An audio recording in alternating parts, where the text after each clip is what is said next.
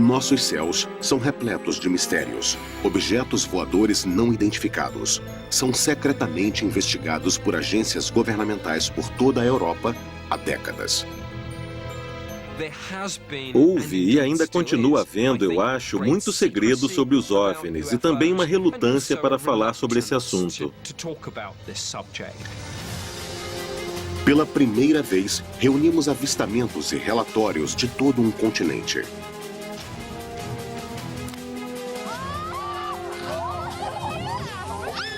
Nós temos que chegar à verdade, porque o público tem que saber sobre essas coisas. Alguns especialistas insistem que muitos avistamentos têm explicações racionais. Muitas vezes analisamos o avistamento mais espetacular de OVNI e vemos que por trás dele há uma explicação muito concreta.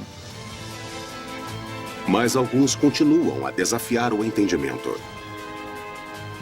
É um objeto que voa e eu não sei o que é. Eles são visitantes de outros mundos ou fenômenos naturais.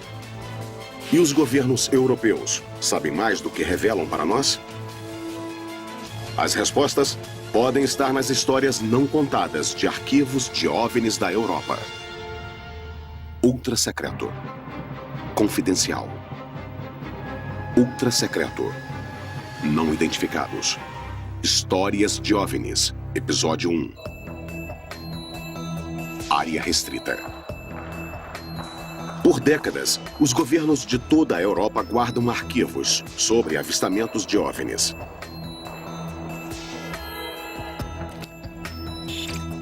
Até hoje, muitos desses casos permanecem inexplicáveis. Um incidente com OVNI investigado pela polícia como agressão. O contato imediato de um piloto a 600 metros. E um vale norueguês onde fenômenos aéreos misteriosos aparecem há quase um século. –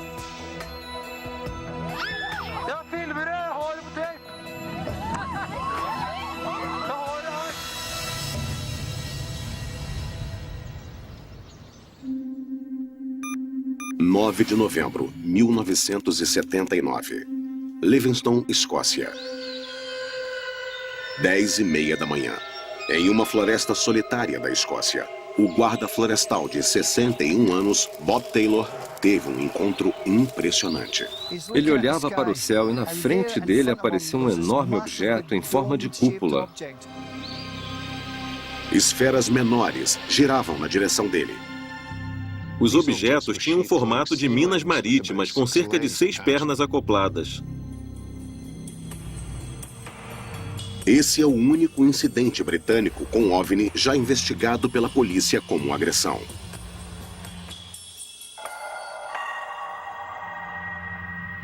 Eu acho que esse caso, mesmo tendo apenas uma testemunha, é um daqueles incidentes inexplicáveis. Meu pai não era de falar sobre espaçonaves e coisas do tipo. Ele foi totalmente honesto e não tinha motivo para inventar essa história. Malcolm Robinson é um investigador de OVNI que há muito tempo é intrigado pelo caso Livingston. Como pesquisador, eu tenho que chegar à verdade, porque o público tem o direito de saber sobre essas coisas. O encontro aconteceu a apenas 1,5 km da casa de Bob Taylor. Ele morreu, mas o investigador de OVNI, Robinson, trabalha com a família dele para reconstituir o que aconteceu naquele dia. Ele está retomando os passos que Taylor deu na floresta local. Essa é a área onde Robert Taylor estava andando naquela manhã. Só depois que chegou a essa clareira, que ele ficou perplexo ao ver algo que o confundiu totalmente. Ele olhava para o céu e na frente dele apareceu um enorme objeto em forma de cúpula. Ele ficou lá, fascinado pelo que estava vendo.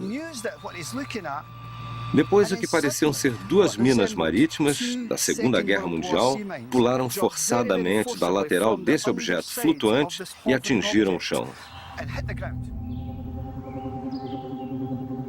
Elas foram rolando pela grama e começaram a projetar objetos em forma de varas na direção dele e o agarraram com muita força no quadril dele e o puxaram para baixo.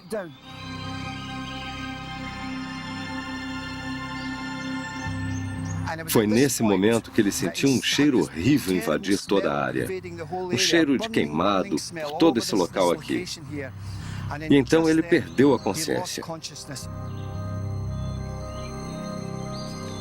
Ao recobrar a consciência cerca de 20 minutos depois, Taylor viu que o objeto havia desaparecido. Ele cambaleou de volta para casa.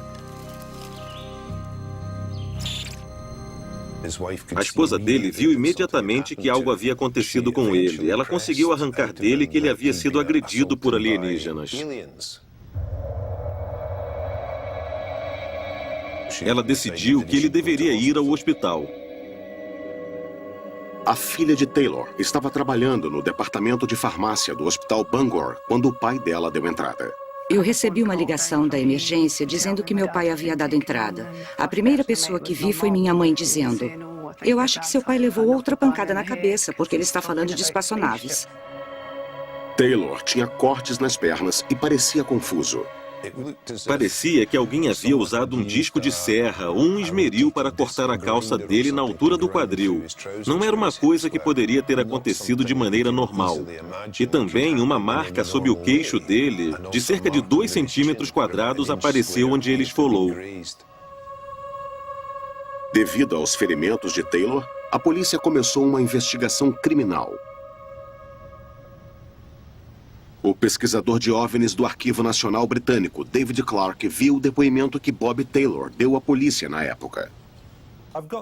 Eu tenho partes do relatório policial sobre o incidente de Livingston aqui. E no relatório, há o depoimento que foi tomado de Bob Taylor imediatamente após o incidente. E é sempre bom ver os depoimentos contemporâneos que as pessoas dão à polícia sobre esses incidentes. Ele disse que o objeto que viu tinha cerca de 9 metros de altura, de cor cinza, embora ele tivesse a impressão de que o topo mudava de cinza para translúcido continuamente. Além de seu depoimento, a calça rasgada de Taylor foi enviada para análise forense. Os detetives tiravam amostras e fotografias. Foi uma investigação completa feita pelo Departamento de Investigação Criminal. A outra evidência foi encontrada pela polícia na floresta, no local do avistamento. A polícia foi até o local e achou uma série de marcas misteriosas no solo, como se um trator de esteira tivesse ido para frente e para trás sobre a grama na clareira. A polícia fez um desenho oficial como prova das marcas que eles viram. Elas indicavam que um objeto de várias toneladas esteve ali, mas nada mostrava que tenha sido dirigido ou rebocado. Não havia explicação racional para aquelas marcas. Eles não acharam uma explicação óbvia para o que as causou.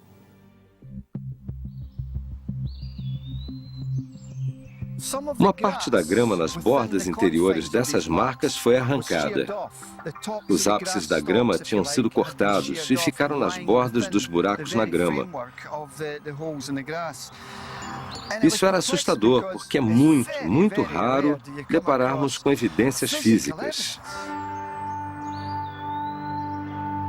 Mas em 2012, 33 anos depois do evento, surgiu uma revelação surpreendente do genro de Bob Taylor.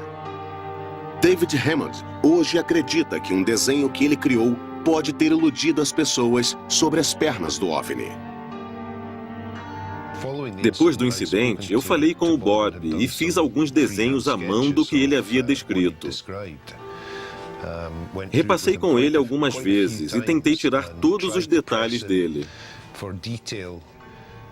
Esta é uma foto do Bob logo depois do evento, e ele está segurando o desenho original que eu fiz, e que mais tarde se transformou em um desenho mais acabado, que é este aqui. Ele ficou feliz com o desenho, que com muita precisão representa o que ele me descreveu. Eu sugeri ao Bob que esse objeto que ele disse estar no ar e as marcas no solo podiam estar conectadas de alguma forma. Ele concordou comigo, mas depois eu percebi que eu o havia levado a isso. Não foi algo que ele ofereceu, por isso me senti meio culpado por isso. Se as pernas no desenho do OVNI foram frutos da imaginação do artista, haveria uma explicação mais racional para as marcas na floresta? É bem possível que aquelas marcas estivessem lá no solo antes desse incidente ter acontecido. Talvez tenha passado um veículo de 4 rodas de algum tipo e deixado aquelas marcas. Qualquer que tenha sido a fonte delas, não há uma ligação óbvia entre as duas coisas. Elas não provam que havia uma nave alienígena ou algo extraordinário. Isso só aumenta o mistério da história. Então, será que Bob Taylor realmente viu alguma coisa? Ou teria tido um surto ou uma alucinação? Um ano antes desse encontro, Bob Taylor sofreu uma série de dores de cabeça inexplicáveis e, por causa delas, ele procurou um médico e recebeu tratamento. Eles nunca descobriram o que as causava. Agora é impossível estabelecer a causa das dores de cabeça de Taylor, mas a polícia, na época, considerou uma teoria possível. Há a teoria sugerida de que Robert Taylor tenha ingerido algumas frutas silvestres na floresta. Essas frutas são da espécie Atropa belladonna. Elas são altamente perigosas, porque se alguém as ingerir, pode morrer. E se esfregar a fruta na sua mão ou no pulso, pode ter alucinações. Mas a filha de Taylor tem um bom motivo para acreditar que frutas tóxicas não foram responsáveis pelo extraordinário avistamento de seu pai. Ele foi jardineiro e guarda florestal a vida toda e sabia que não podia comer nada venenoso e nunca teria comido algo assim. A polícia tinha mais que apenas a palavra de Taylor sobre o que aconteceu naquele dia. Eles também tinham uma peça fundamental de evidência tangível sob análise: a calça cortada. Essa é a calça que Robert Taylor usou naquele dia agitado. E como pode ver, esse é um corte muito profundo no lado esquerdo dessa calça. Esse material é altamente resistente. Na verdade, é calça de policial. E como pode ver, do lado esquerdo da calça, nós temos outro corte. O relatório forense deixa claro que isso não foi provocado por detritos da floresta, gravetos pontudos, nem arame farpado de cerca. Ninguém, incluindo a perícia, sobre explicar como aqueles cortes foram feitos. Eu acredito que esses cortes nessa calça foram feitos por um aparelho que se ligou à calça de Robert Taylor, puxando-o com toda a força para o chão. Taylor ficou sem a resposta sobre o que aconteceu a ele naquele dia. É um mistério que os moradores também acham difícil de aceitar. Papai passou um momento difícil por um tempo em Livingston, porque as pessoas o chamavam de nomes idiotas e riam dele. Ele começou a desejar não ter falado nada para ninguém sobre aquilo. Mas apesar dos xingamentos, o caráter de Bob Taylor nunca foi questionado. E ele foi considerado pelos investigadores uma testemunha confiável. Ele parecia ser um homem correto, muito pé no chão, que não tinha motivo algum para inventar uma história dessa magnitude.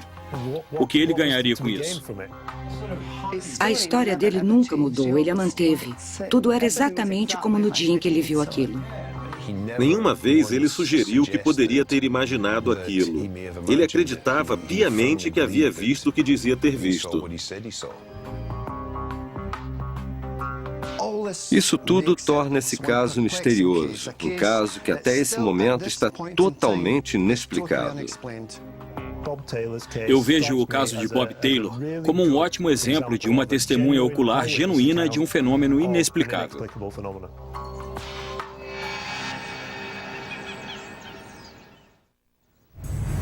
Ultra secreto, confidencial. Entre os arquivos de OVNI da Europa, há casos que desafiam a explicação. Alguns fenômenos são vistos com tanta frequência que provocam debate entre a comunidade científica e levam a décadas de pesquisa de campo.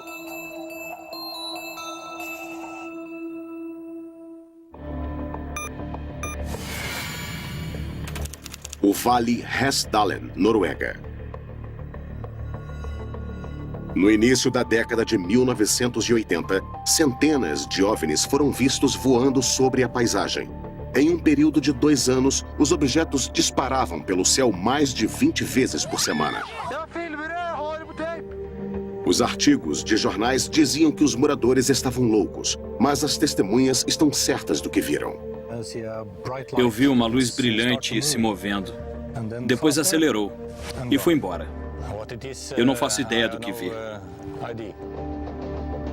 E para um cientista, esse é o começo da missão de sua vida para desvendar o mistério por trás dos OVNIs de Hessdalen.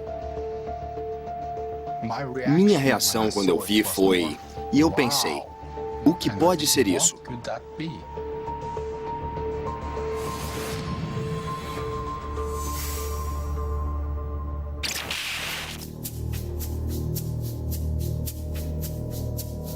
Arlen Strand é um especialista em tecnologia norueguês. Em 1982, ele soube de relatos de eventos estranhos em Hessdalen, um vale afastado de 12 quilômetros com apenas 200 moradores. Eu li sobre isso nos jornais. E alguns amigos meus também acharam que deveríamos ir até lá para vermos com nossos próprios olhos. Os moradores relatam objetos estranhos e brilhantes que voam em alta velocidade através do vale. Ion Arvid Aspas, agora com 76 anos, estava na cama quando viu pela primeira vez um OVNI em 1982. Eu fui até a janela para dar uma olhada e havia um objeto iluminado se movendo lá fora. Ele passou por cima do vale, por cima das casas, lentamente em direção ao norte, brilhando com uma força colossal. OVNIs são vistos no vale desde 1900, mas no início de 1980, eles apareciam com uma regularidade alarmante. O que é interessante e importante sobre esses fatos é que esses avistamentos de OVNIs pareciam acontecer de maneira regular. Houve muitos deles por um longo período de tempo. Houve dezenas, se não centenas de avistamentos. Apesar do frenesi da atividade, a imprensa norueguesa se recusava a acreditar nas histórias locais. Os moradores de lá tinham reações diferentes. Alguns ficavam com medo. A coisa mais frustrante para os moradores do local eram os comentários maldosos. Jornalistas escrevendo piadas sobre as pessoas de lá.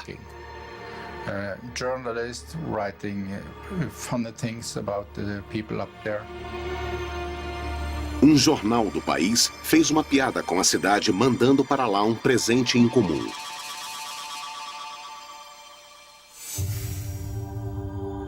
Mas o professor Strand estava determinado a investigar. Em setembro de 1982, ele reuniu um grupo de cientistas e foram acampar no Vale Frio. 25 de setembro de 1982. Na primeira vez, eu lembro muito bem, não esperávamos ver nada. É claro que havíamos lido nos jornais. De repente, o grupo foi surpreendido por um avistamento espetacular. Lá, ele apareceu.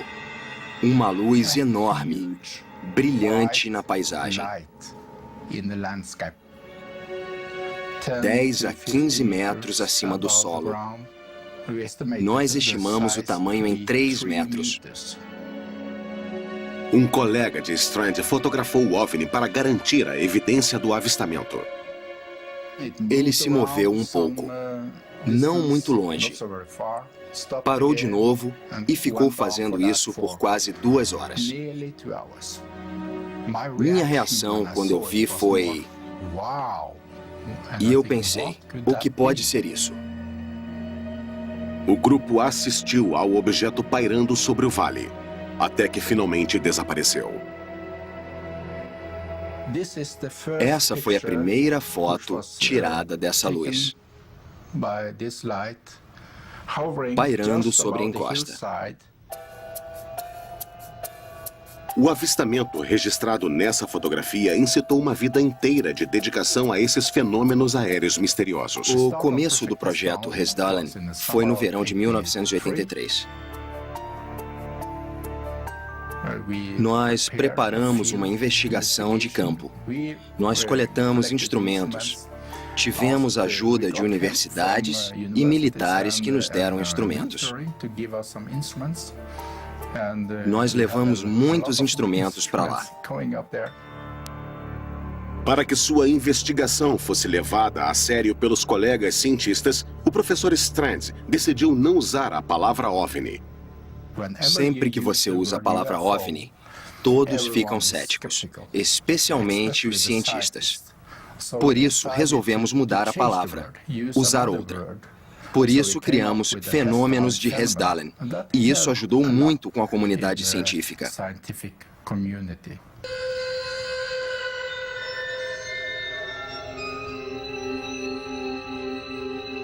Equipado com uma pequena antena de radar, o grupo ficou abismado com os resultados. Havia uma enorme quantidade de avistamentos em Hessdalen. Podia chegar a 20 observações por semana. O radar mediu a luz viajando a 30.000 quilômetros por hora. Podíamos seguir algo que não era visto como luz. Simplesmente não era visto. Então, tem algo lá em cima, presente no vale, mesmo quando nós não vemos nada. Mesmo quando os fenômenos são invisíveis aos olhos humanos, são detectados por radar, movendo-se a velocidades incríveis. Mas o que eles são? Uma das muitas teorias apresentadas é a do relâmpago globular. O relâmpago globular é algo que não é totalmente entendido na ciência. É algo que foi observado por um grande número de testemunhas confiáveis e que se move rapidamente, podendo atingir desde alguns metros por segundo até algumas centenas de metros por segundo. O físico de atmosfera, Grant Allen, estudou as fotografias de Hessdalen. Nas fotografias que vi de Hessdalen, o céu está muito limpo ao fundo e não parece que seja um relâmpago globular. O relâmpago globular, na visão de testemunhas, tende a durar de alguns segundos a dezenas de segundos. É um fenômeno de duração curta que tende a se dissipar rapidamente. O que confundiu o grupo de Strand foi o fato de que as luzes que se moviam pareciam tomar muitas formas diferentes. O que nós descobrimos é que existem diferentes tipos de fenômenos. Ultra secreto. O projeto identificou 3 tipos de avistamentos diferentes: flashes brancos ou azuis, luzes amarelas sem forma, e uma série de aparições menores que parecem voar a informação. Quanto mais estudávamos, mais misterioso ficava. Mas quando o projeto ganhava força, um desastre aconteceu. Em 1985, tínhamos apenas uma observação. E é claro, ficamos muito desapontados. E também os moradores locais não relatavam mais nada. Por isso, achamos que aquele período de alta atividade havia acabado. Após um ano de investigação, as luzes sumiram misteriosamente. A chance de desvendar o fenômeno desapareceu quando o projeto foi arquivado. Até estranhos eventos no Vale, 8 anos depois, trazerem os OVNIs de Hessdalen de volta para a vida de Allen.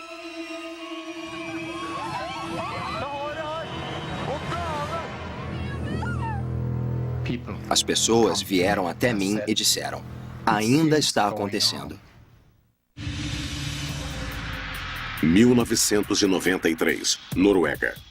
O projeto para desvendar o mistério por trás de centenas de avistamentos de OVNIs na remota comunidade de Hessdalen permanece latente por 8 anos. Cansados da ridicularização pelos jornalistas, os moradores não mais relataram os objetos voadores, mas tudo isso estava prestes a mudar. As pessoas vieram até mim e disseram: ainda está acontecendo. Mas nós não falamos mais sobre isso, por causa da má repercussão nos jornais. Então, eu pensei que talvez devesse começar o projeto Hessdalen de novo. Ian Moen mora no Vale há 56 anos. Como morador, ele é familiarizado com os fenômenos misteriosos. Alguém havia visto a luz no solo. Outra pessoa a viu perto do carro. E outra pessoa a viu no céu, movendo lenta e rapidamente. As pessoas não sabem o que era. O projeto inicial deixou Strand com mais perguntas que respostas. Mas quase uma década depois, ele usa novos contatos por toda a comunidade científica europeia para reunir a melhor equipe de especialistas. Quando começamos o projeto de novo, mais cientistas estrangeiros se interessaram. Temos a cooperação de cientistas italianos e franceses agora.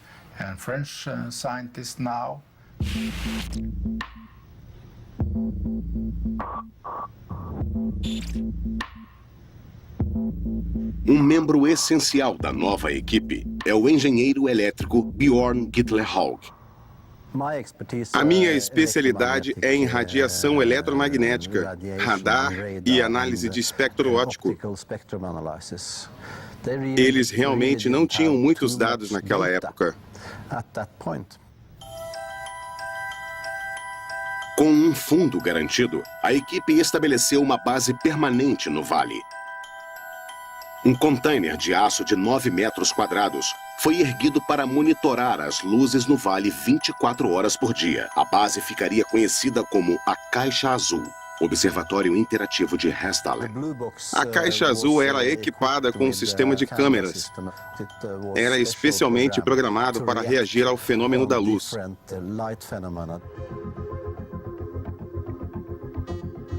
Em 1999, as câmeras de vigilância na Caixa Azul acertaram na mosca, capturando essa imagem incrível.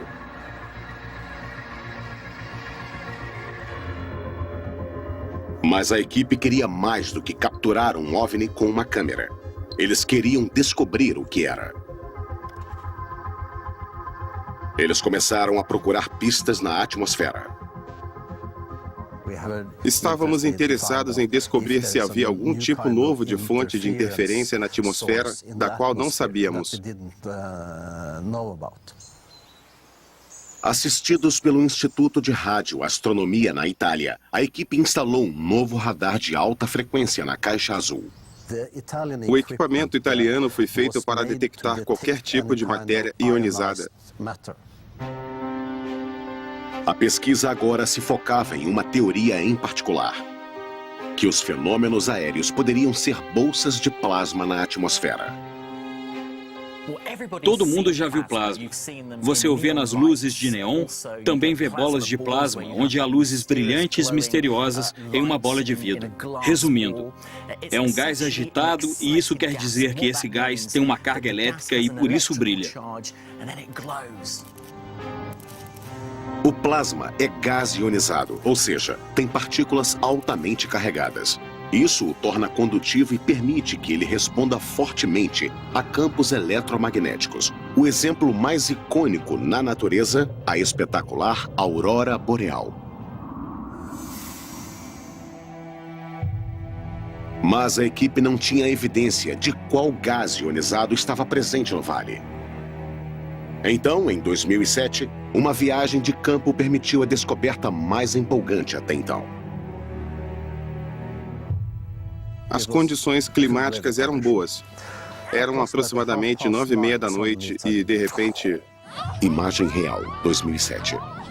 Este vídeo foi filmado enquanto os cientistas abismados observavam o fenômeno. Uma luz muito grande apareceu enquanto eu filmava. Ela se movia para frente e para trás. E todos estavam gritando. E então nós tiramos esta foto. Então ela sumiu de novo. E tudo ficou quieto. Mas o radar continuou. O radar lia os ecos. Havia alguma coisa lá fora. E imediatamente a equipe gerou um espectro óptico da fotografia. A imagem óptica dividiu a luz branca em cores diferentes do espectro. A quantidade de cada cor presente dá à equipe novas informações sobre a fonte da luz. O engraçado é que havia todas as cores, como o Sol. Obtivemos um espectro contínuo, que nos deu a ideia de que tínhamos uma coisa como uma estrela.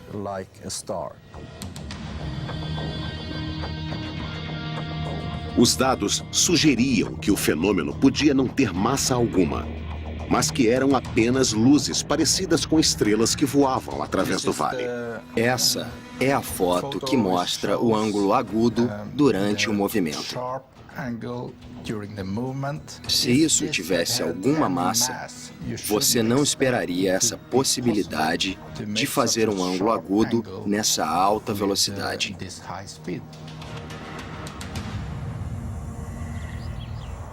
Mas a equipe de Strand ainda não tinha provas do que era o fenômeno ou de onde ele poderia estar vindo. Alguns dizem que há um novo mecanismo na física. Outros alegam que é uma nova parte do nosso mundo que nós ainda não descobrimos. Se me perguntar se há uma explicação razoável para os avistamentos relatados em Resdalen, eu diria que não há nada que eu saiba que possa gerar luzes no céu, ao menos pelo que vemos nas fotografias. Os fenômenos de Resdalen continuam a serem vistos até hoje. Desde que continuem aparecendo no vale, Alan Strand está determinado a desvendar o mistério de uma vez por todas. Eu espero que nós possamos descobrir o que é, porque ninguém conseguiu achar a resposta para o que é. Se é algo da nossa natureza, se é algo do nosso universo, se é algo novo que descobriremos. Mas a investigação alcançou um objetivo importante. No começo dos anos 80, as pessoas diziam que éramos loucos. Na mídia, nos jornais. Mas os cientistas trouxeram instrumentos para cá, para Resdalen, e disseram que havia algo. Eles convivem com isso há muitos anos. Não há mais razão para ter medo disso. –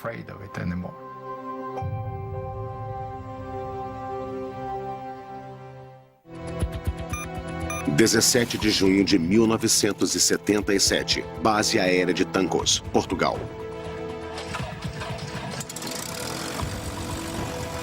Um voo de rotina para José Francisco Rodrigues, um piloto da Força Aérea Portuguesa. 11h15 da manhã. As rodas do seu Dornier 27 deixam a pista. O que Rodrigues não sabia era que nas horas seguintes ele teria o papel principal em um dos contatos com OVNIs mais extraordinários da Europa e que teria a sorte de escapar dele com vida. O caso Castelo de Bode é importante porque fornece um exemplo significativo da interação física entre um objeto voador não identificado e os instrumentos de um avião. Confidencial. Hoje, Rodrigues é um militar aposentado e não fala mais sobre esse evento chocante. Mas o caso dele foi a razão de uma investigação completa feita pela Força Aérea Portuguesa. O investigador de OVNI, Francisco Correia, obteve acesso aos arquivos militares do incidente. Esse é um Dornier 27, um avião exatamente como aquele pilotado por Francisco Rodrigues. No dia do contato, ele voava sozinho.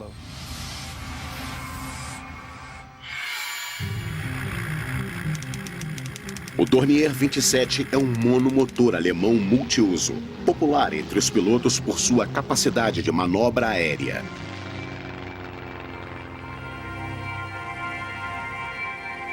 Embora tivesse apenas 23 anos de idade, Rodrigues era um piloto experiente, um sargento com mais de 800 horas de voo no currículo.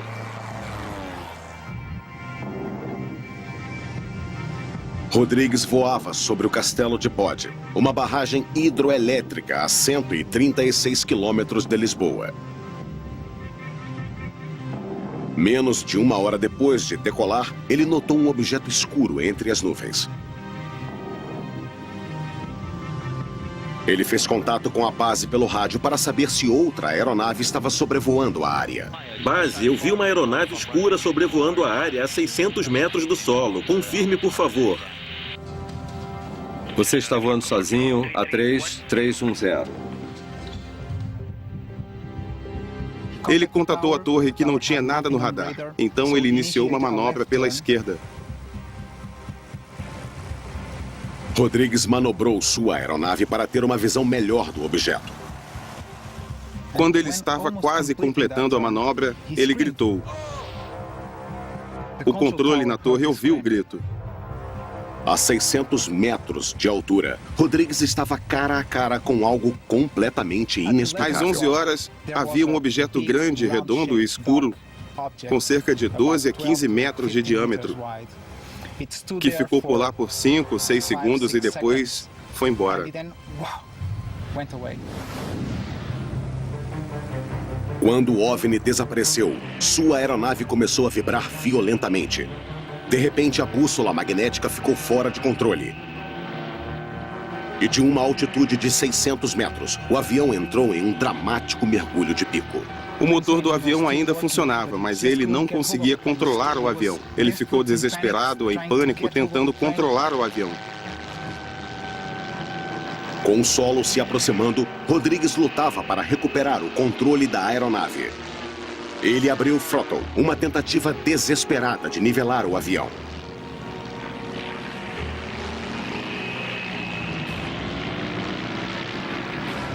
Logo acima da barragem, ele tentou estabilizar o Dornier.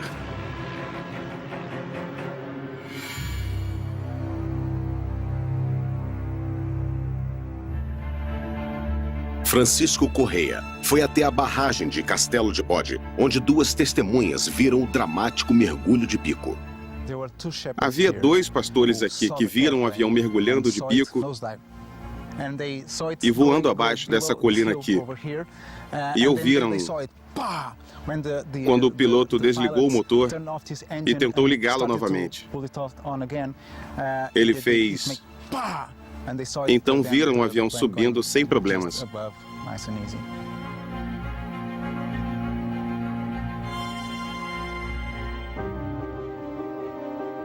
Em terra, o piloto passou por um exame médico completo. Embora agitado, ele estava em boa forma física e imediatamente relatou o avistamento do OVNI aos seus superiores. Pilotos geralmente relutam em se apresentar e falar sobre OVNIs. Eles temem serem ridicularizados, que possa haver consequências adversas em relação à carreira deles.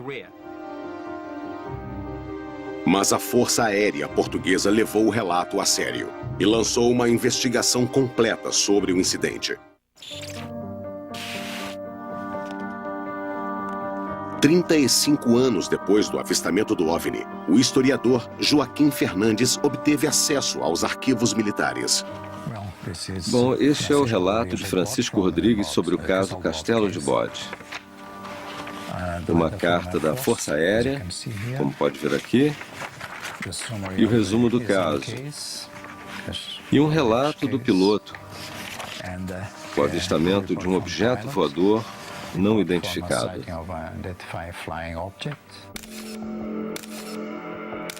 Ultra secreto. Rodrigues descreveu o objeto como tendo 15 metros de diâmetro, 3 metros mais largo que seu Dornier.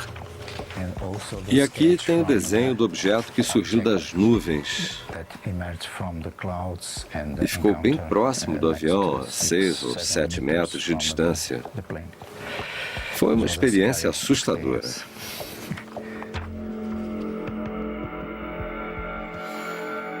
O primeiro mistério.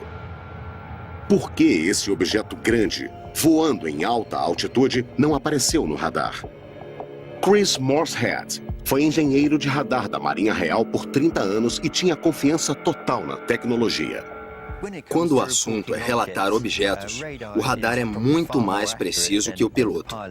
Em um nível mais alto, seria extremamente incomum algo aparecer fisicamente em frente a um piloto e não ser detectado por um radar. A uma altitude de 600 metros, o OVNI deveria ter sido detectado. Permanece a possibilidade de que o objeto visto pelo piloto não era sólido. Com frequência, temos situações atmosféricas nas quais nossos olhos nos pregam truques, e isso depende muito do piloto, das condições de iluminação, das condições climáticas em volta dele, para sabermos o que ele viu. E é muito fácil cometer enganos. Desde a década de 50, muitos avistamentos de OVNIs por pilotos foram explicados como fenômenos atmosféricos curiosos. Você pode ter efeitos de miragem devido à inversão de temperatura, coisas assim, o que pode enganar os olhos e fazê-los pensar que há alguma coisa que na verdade não existe. Uma miragem é criada quando diferentes camadas da atmosfera apresentam temperaturas diferentes. Por exemplo, o ar tem densidades diferentes. É como colocar uma colher em um copo d'água. Você vê que o metal da colher se entorta. A mesma coisa acontece quando a luz atravessa a atmosfera com camadas de densidades diferentes. Os objetos distantes no horizonte parecem distorcidos. Podem parecer perto de você ou mais longe. Mas uma miragem não explica a pergunta mais intrigante de todas. Por que o Dornier, uma aeronave reconhecida por seu manejo, mergulhou de bico inesperadamente enquanto o motor permaneceu funcionando?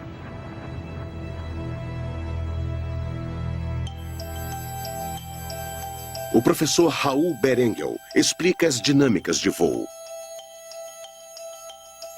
Você tem uma baixa pressão sobre a asa e abaixo da asa, uma alta pressão.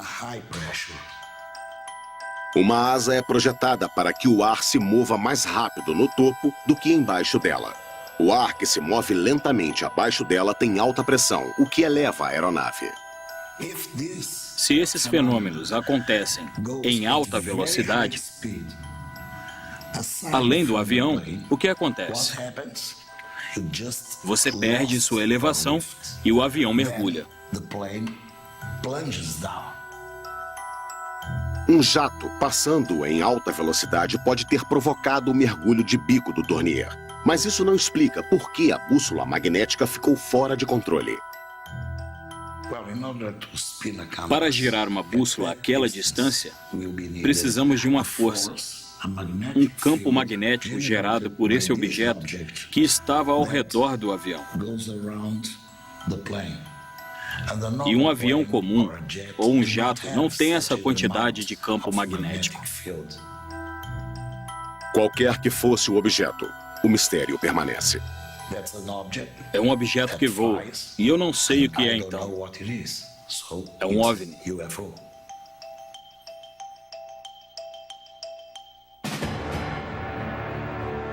Mas algo mais daquele dia traz uma reviravolta intrigante à história. 17 de junho de 1977. Enquanto Rodrigues mergulhava de bico, os funcionários da barragem Castelo de Bode lidavam com uma emergência também.